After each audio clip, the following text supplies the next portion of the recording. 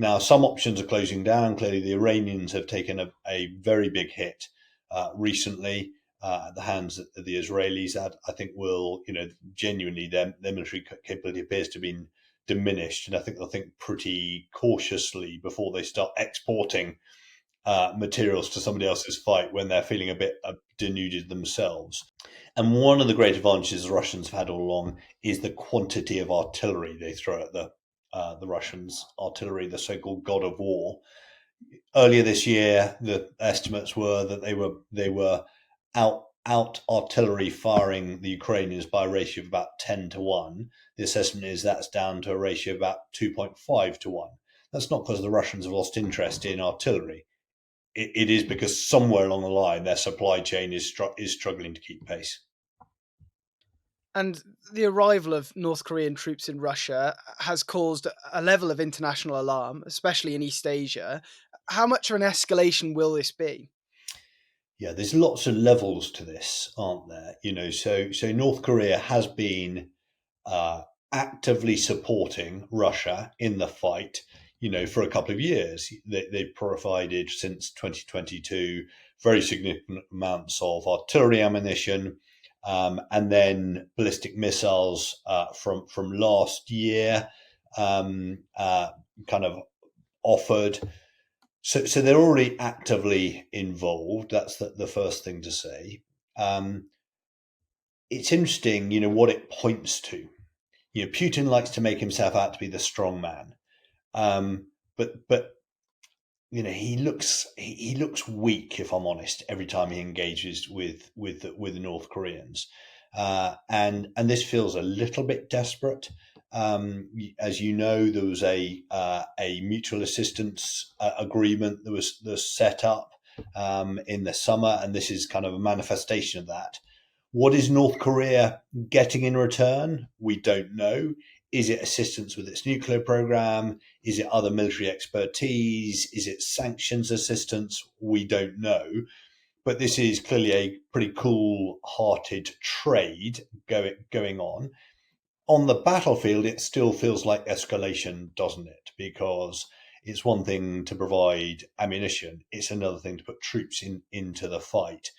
Which is what North Korea appears to be doing. So, Lukashenko, as you know, the Belarusian president a couple of days ago, in denying that it was happening, said it would be an act of escalation. Absolutely, right. Would certainly be an act of escalation, and it is undoubtedly, therefore, an act of escalation.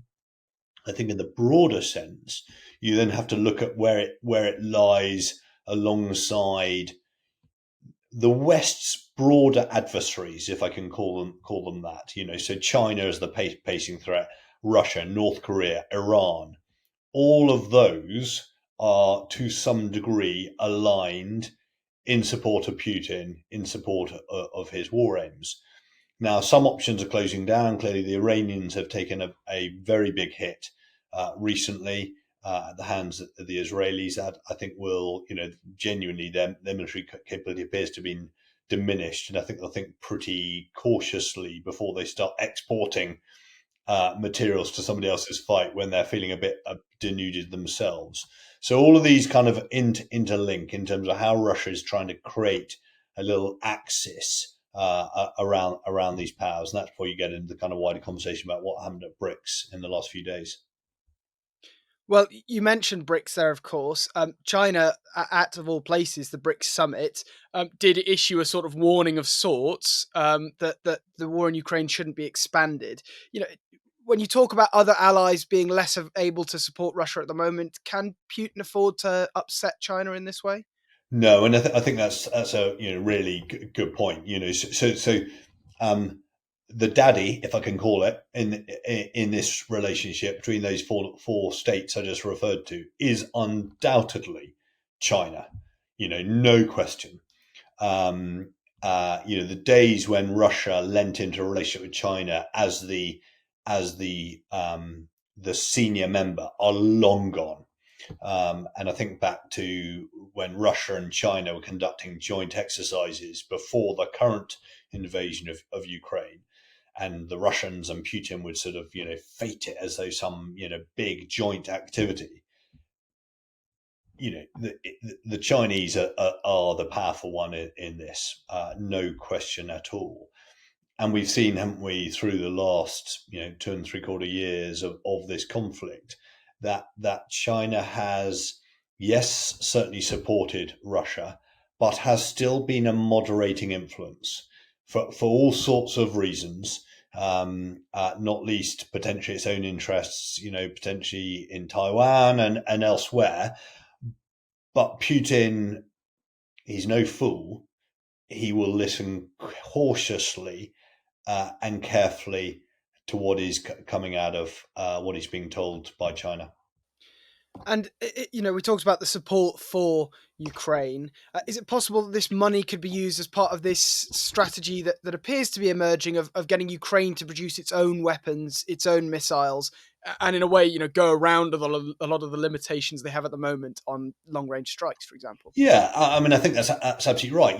And there's been a strategy all the way through the conflict that you want Ukraine's war machine to own this more and more, because they're then in control of the decisions. They're not just kind of subject to how many Leopard tanks various European nations. They can generate their own war machine, and they've done that very effectively, of course, haven't they? In some areas, so development drones, for example, light disposable, fast turn technology. They've done this. So that is undoubtedly good,